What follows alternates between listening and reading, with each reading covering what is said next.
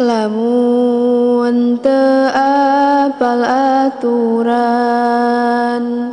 dunya teh jadi tipuan, dipake kata kaburan, poho nyembah ka Pangeran. Hai dulur nu iman Islam, lenyepan kade sing paham, ulangan ukurna baham, tong nurutan akhlak hayam. Coba hayam tafakuran, di mana we nu ngauran, sok ngabintih babaturan, sabab teu boga pikiran. Hai dulur anu kiwari, sing nyaraah kana diri, anu ngaku boga ciri, ulah hirup kawas meuri. Coba meuri tapakuran, luhur cai kokojayan, teu apal dasar lautan, ukur disadawek-wekan. Jaga iman pada kade urang sing waspada, setan teu eureun ngagoda, ngarah urang siga kuda. Coba kuda tafakuran, digawekeun di pecutan, hasil ukur kabagean, huut jukut nu dihakan, sabab eta mahayawan, anu teu boga pikiran. Asal seubeuh barang dahar, teu apal nyembah Pangeran.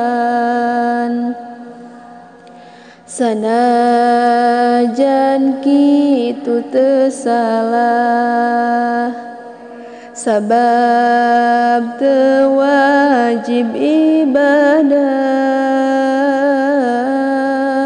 hukum moal ngulah-ngulah, moal dihisab di barzah.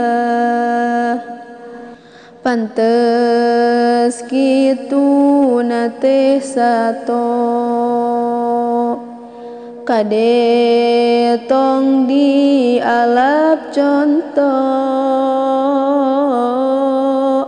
teu kaop dibuka panto, hayam sok ngajak boboko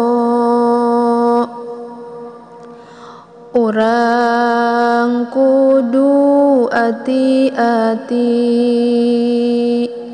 ngajaga iman ka Gusti kudu yakin dina ati nepikeun ka bawa mati ulah ngan ukur akuan ngaku iman ka Pangeran teu nurut kana aturan nu aya dina Al-Qur'an kanu masih awas soca Quran teh kudu dibaca pek ti mimiti nganca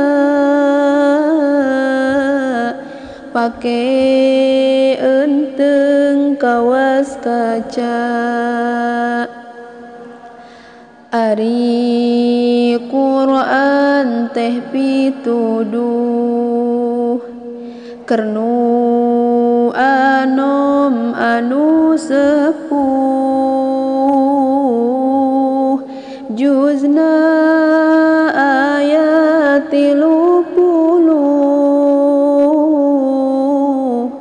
pake ku urang nyauh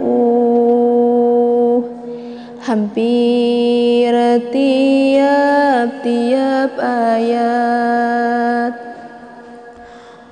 kudu bener tong maksiat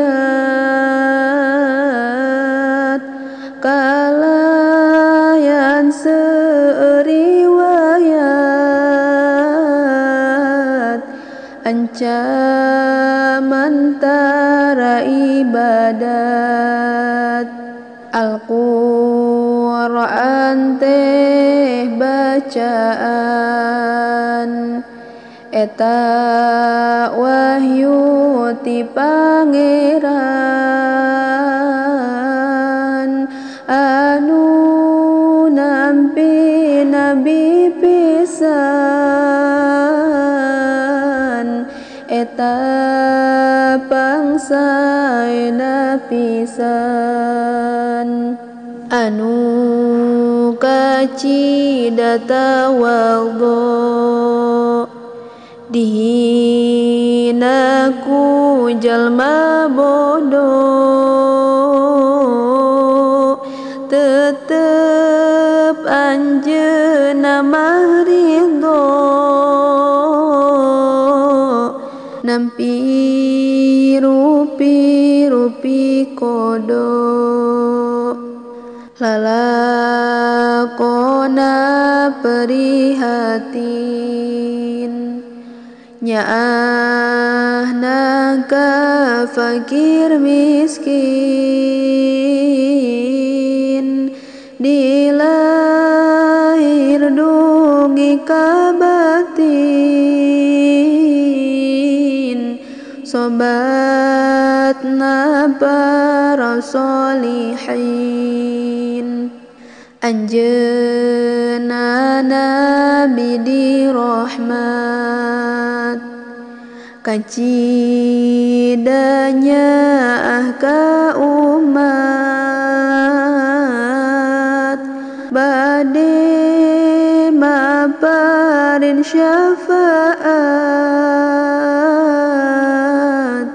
jaga di poe kiamat dina perjuanganana